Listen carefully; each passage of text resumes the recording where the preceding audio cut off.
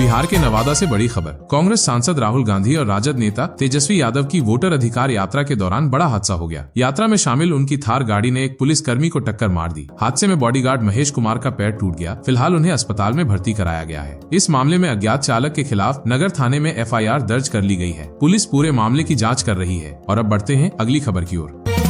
मुंबई से चौंकाने वाली खबर। सांता क्रूज इलाके में एक कथित तांत्रिक ने 32 वर्षीय महिला से रेप किया। महिला पारिवारिक और स्वास्थ्य समस्याओं से परेशान होकर बुरी आत्माओं से मुक्ति के लिए उसके पास पहुंची थी। अनुष्ठान के बहाने आरोपी ने महिला को अपनी हवस का शिकार बना लिया। महिला की शिकायत पर पुलिस ने आरोपी अब्दुल राशिद को गिरफ्तार कर लिया है। उसके खिलाफ BNS और अंधविश्वास निवारण अधिनियम के तहत मामला दर्ज किया गया है। अब नजर डालते हैं अगली खबर पर। देश की अर्थव्यवस्था से जुड़ी बड़ी खबर। GST दरों में बड़ा बदलाव होने जा रहा है। बिहार के उप मुख्यमंत्री सम्राट चौधरी की अध्यक्षता में हुई बैठक में GOM ने केंद्र सरकार के प्रस्ताव को मंजूरी दे दी है। अब 12% और 28% वाले GST स्लैब खत्म कर दिए जाएंगे। नई व्यवस्था के तहत केवल 2 दरें होंगी, 5% और 18%। सरकार का मानना है कि इस बदलाव से आम लोगों को राहत मिलेगी। और अब बढ़ते हैं अगली खबर की ओर। भारत चीन संबंधों पर बड़ा अपडेट। नई दिल्ली में चीनी विदेश मंत्री वांग यी की यात्रा के बाद दोनों देशों ने सीमा प्रबंधन और नियंत्रण को लेकर नई सहमति बनाई है। बैठक में सीमा क्षेत्रों में शांति बनाए रखने और संवेदनशील इलाकों को संभालने पर जोर दिया गया। वांग यी ने प्रधानमंत्री नरेंद्र मोदी, विदेश मंत्री S जयशंकर और NSA अजीत डोभाल से मुलाकात की। चीनी विदेश मंत्रालय ने कहा कि भारत चीन संबंधों में आए उतार चढ़ाव से सबक लेना होगा और मतभेदों को विवेकपूर्ण तरीके से संभालना चाहिए। और अब बढ़ते हैं अगली खबर की ओर। एशिया कप 2025 टीम सिलेक्शन के बाद अब सबसे बड़ी बहस। भारत की T20 टीम में विकेटकीपर बल्लेबाज के तौर पर कौन बेहतर है, संजू सैमसन या फिर जितेश शर्मा? संजू सैमसन ने 38 T20 इंटरनेशनल पारियों में 861 रन बनाए हैं। उनका स्ट्राइक रेट 152 से ज्यादा रहा है। लेकिन मिडिल ऑर्डर, खासकर नंबर 5 और 6 पर उनका प्रदर्शन कमजोर रहा है। वहीं जितेश शर्मा ने भले ही सिर्फ 7 इंटरनेशनल पारियां खेली हो, लेकिन उनका स्ट्राइक रेट 147 से ज्यादा है। फिनिशर के तौर पर उन्होंने बेहतर खेल दिखाया है, खासकर 6ठे नंबर पर। IPL में भी जितेश का रिकॉर्ड शानदार है। नंबर 5 और 6 पर उनका स्ट्राइक रेट 169 से 179 के बीच रहा है। यानी आंकड़ों के हिसाब से मिडिल ऑर्डर में जितेश शर्मा संजू सैमसन से कहीं ज्यादा भरोसेमंद साबित हो रहे हैं। और अब रुक करते हैं अगली खबर की ओर।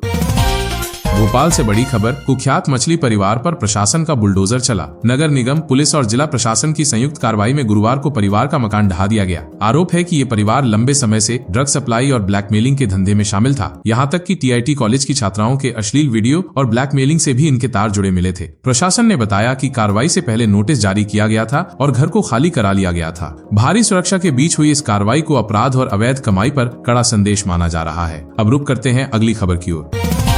दिल्ली से बड़ी खबर। हमले के बाद मुख्यमंत्री रेखा गुप्ता की पहली तस्वीर सामने आई है। BJP सांसद हर्ष मल्होत्रा, मनोज तिवारी, बांसुरी स्वराज और प्रवीण खंडेलवाल समेत सभी सांसद उनके आवास पहुंचे और चाय पर बातचीत की। तस्वीरों में रेखा गुप्ता बिल्कुल स्वस्थ नजर आ रही हैं। BJP सांसदों का कहना है कि कल का हमला निंदनीय था और इस मामले की पूरी जांच हो रही है। फिलहाल आरोपी राजेश खिमजी पुलिस रिमांड पर है और उससे पूछताछ जारी है। अब बढ़ते हैं अगली खबर की ओर।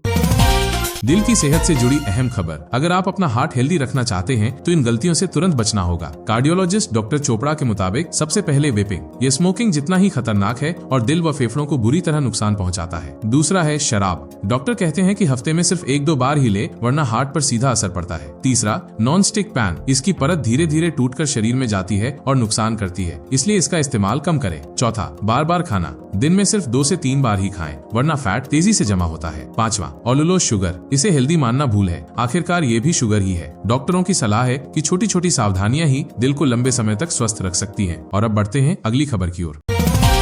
हिमाचल प्रदेश के कुल्लू से चौंकाने वाली खबर। करीब 2000 लीटर दूध नाले में बहा दिया गया, जिससे नाला 25 मिनट तक दूध जैसा सफेद नजर आता रहा। कारण था बारिश की वजह से बिजली और सड़क बाधित होने के कारण दूध को चिलिंग प्लांट तक नहीं पहुंचाया जा सका। दूध खराब हो गया। मिल्कफेड ने इसे दुग्ध समिति को वापस लौटा दिया। फिर समिति ने इस खराब दूध को नाले में बहा दिया। परिणाम स्वरूप स्थानीय नाले का पानी पूरी तरह दूध जैसा सफेद दिखने लगा। इस घटना से शहर में करीब 1 लाख रुपए का नुकसान हुआ है। स्थानीय प्रशासन ने सभी से आगाह किया है कि मौसम की स्थिति को ध्यान में रखते हुए ही दूध की खरीद सुनिश्चित की जाए। अब बढ़ते हैं अगली खबर की ओर। अमेरिकी जांच एजेंसी FBI ने एक बेहद गंभीर मामले में जबरदस्त सफलता हासिल की है। टेक्सास की मोस्ट वांटेड महिला सिंडी रोड्रिगेज सिंह, जिसे FBI ने 10 मोस्ट वांटेड सूची में शामिल किया था, उसे भारत से गिरफ्तार कर लिया गया है। उन पर आरोप है कि उन्होंने अपने ही 6 साल के बेटे नोएल रोड्रिगेज अल्वारेज की हत्या की है। FBI डायरेक्टर काश पटेल ने ये जानकारी गुरुवार को दी। इस महिला ने मार्च 2023 में अपनी बाकी 6 बच्चों और पति के साथ भारत के लिए भागने से पहले पुलिस को लुभावनी जानकारी दी थी। बता रही थी कि नोएल मैक्सिको में उसके पिता के पास है, लेकिन बाद में ये सब झूठ निकला। FBI और इंटरपोल की साझा कार्रवाई के बाद अब उन्हें अमेरिका वापस ला दिया गया है और वे टेक्सास में न्याय के लिए तैयार हो रही हैं। और अब बढ़ते हैं अगली खबर की ओर। 3 साल तक लगभग 105 करोड़ रुपए खेल सुविधाओं के लिए रोक कर रखे गए थे, लेकिन अब मुख्यमंत्री ने इस काम को डींग लेकर ले लिया है। अब इस काम की जिम्मेदारी PWD यानी पब्लिक वर्क्स डिपार्टमेंट को सौंप दी गई है। इसके बाद उम्मीद है कि अब खेल सुविधाओं की स्थिति में तेजी से सुधार होगा। और अब आगे बढ़ते हैं अगली खबर की ओर। मूंग की खरीद में अब भारी विवाद की खबर सामने आई है। कुछ व्यापारियों ने सीधे किसानों से खरीदने की बजाय गोदाम में पहले से रखी मूंग को समर्थन मूल्य पर बेचकर फायदा कमाया। खबरों के मुताबिक उन्होंने इस काम के लिए केंद्र प्रभारियों को प्रति क्विंटल तक 1,500 रुपए तक का कमीशन भी दिया है। और अब बढ़ते हैं अगली खबर की ओर। केंद्र सरकार ने लोकसभा में जन विश्वास बिल 2025 पेश किया है। अब छोटे अपराधों में जेल नहीं होगी, बल्कि चेतावनी और जुर्माना देना होगा। पहली गलती पर सिर्फ समझाइश, दोबारा गलती पर पेनल्टी लगेगी। इस बिल से 16 केंद्रीय कानूनों के 288 प्रावधान बदले जाएंगे और 67 में संशोधन होगा। इसका मकसद कारोबारियों और आम लोगों पर से अनावश्यक कानूनी दबाव हटाना और सिस्टम को आसान बनाना है। और अब बढ़ते हैं अगली खबर की ओर। गाजियाबाद के मशहूर यूट्यूबर पुनीत सुपरस्टार फिर से चर्चा में हैं। उन्होंने सोशल मीडिया पर एक वीडियो डाला जिसमें बसपा प्रमुख मायावती को मम्मी और अखिलेश यादव को पापा कहा। इसी वजह से उन पर FIR दर्ज हो गई है। पुनीत के इंस्टाग्राम पर 1 करोड़ से ज्यादा फॉलोअर्स हैं और उनके वीडियो हमेशा वायरल होते रहते हैं। अब देखते हैं अगली बड़ी खबर। जयपुर से दिल दहला देने वाली खबर। 19 अगस्त को घर से बाहर खेलने निकले 2 मासूम वापस नहीं लौटे। परिजनों ने 35 किलोमीटर तक बच्चों को ढूंढा, लेकिन कोई सुराग नहीं मिला। आखिरकार घर के सामने खड़ी एक कार से दोनों बच्चों का शव बरामद हुआ। इस दर्दनाक घटना के बाद इलाके में मातम पसरा है। पुलिस ने कार को जब्त कर जांच शुरू कर दी है। फिलहाल बच्चों की मौत की असली वजह का पता लगाया जा रहा है। और अब बढ़ते हैं अगली खबर की ओर। मध्य प्रदेश से बड़ी लापरवाही की खबर। प्राइवेट हॉस्पिटल की लापरवाही से एक महिला मरीज की एम्बुलेंस में मौत हो गई। परिजनों का आरोप है कि एम्बुलेंस में ऑक्सीजन नहीं थी और ड्राइवर बीच रास्ते में ही गाड़ी छोड़कर फरार हो गया। इस घटना से गुस्साए परिजनों ने जमकर हंगामा किया और अस्पताल प्रबंधन पर कार्रवाई की मांग की। फिलहाल पुलिस ने मामला दर्ज कर जाँच शुरू कर दी है। अब रुक करते हैं अगली खबर की ओर। मध्य प्रदेश के इंदौर से चौंकाने वाला आंकड़ा सामने आया है। शहर में डॉग बाइट के मामले तेजी से बढ़ रहे हैं। हर महीने करीब 10,000 लोग कुत्तों के हमले का शिकार हो रहे हैं। सिर्फ 7 महीनों में ही 28,142 केस दर्ज किए गए हैं। नगर निगम और प्रशासन अब इस पर सख्ती बरतने की तैयारी में है। अब बढ़ते हैं अगली खबर की ओर। प्रधानमंत्री नरेंद्र मोदी कल करेंगे बिहार को बड़ी सौगात। वे NH-31 पर बने 8.15 किलोमीटर लंबे औटा सिमरिया पुल प्रोजेक्ट का उद्घाटन करेंगे। इस प्रोजेक्ट में गंगा नदी पर बना 1.86 किलोमीटर लंबा 6 लेन का पुल भी शामिल है, जिसे 1870 करोड़ रुपए से अधिक की लागत से तैयार किया गया है। ये नया पुल पटना के मोकामा और बेगूसराय के बीच सीधी कनेक्टिविटी बढ़ाएगा। साथ ही पुराने और जर्जर हो चुके 2 लेन के राजेंद्र सेतु के समानांतर बनाया गया है। अब बढ़ते हैं अगली खबर की ओर। संसद का मानसून सत्र आज खत्म हो गया। ये सत्र 21 जुलाई से शुरू हुआ था और करीब 1 महीने तक चला। हालांकि इस बार कामकाज बेहद सीमित रहा। लोकसभा ने कुल 12 विधेयक पास किए और राज्यसभा ने 15 विधेयक, लेकिन बार बार विरोध, हंगामा, स्थगन और बाइकआउट होता रहा। इस दौरान सिर्फ ऑपरेशन सिंदूर पर चर्चा ही मुख्य आकर्षण रही। अब रुक करते हैं अगली खबर की ओर।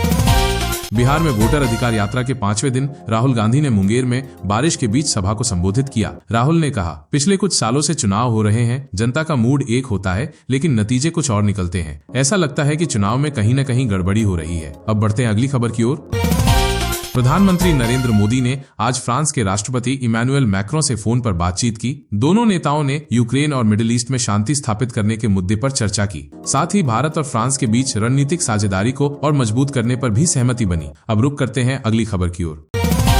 राजस्थान से इस वक्त की ब्रेकिंग न्यूज। कांग्रेस के वरिष्ठ नेता और पूर्व सांसद कर्नल सोनाराम चौधरी का निधन हो गया है। 4 बार सांसद रहे कर्नल सोनाराम चौधरी ने दिल्ली के एक अस्पताल में अंतिम सांस ली। सीने में दर्द की शिकायत के बाद उन्हें भर्ती कराया गया था। उनके निधन की खबर से राजस्थान की राजनीति में शोक की लहर दौड़ गई है। अशोक गहलोत समेत कई बड़े नेताओं ने उनके निधन पर दुख जताया है। अब बढ़ते हैं अगली खबर की ओर।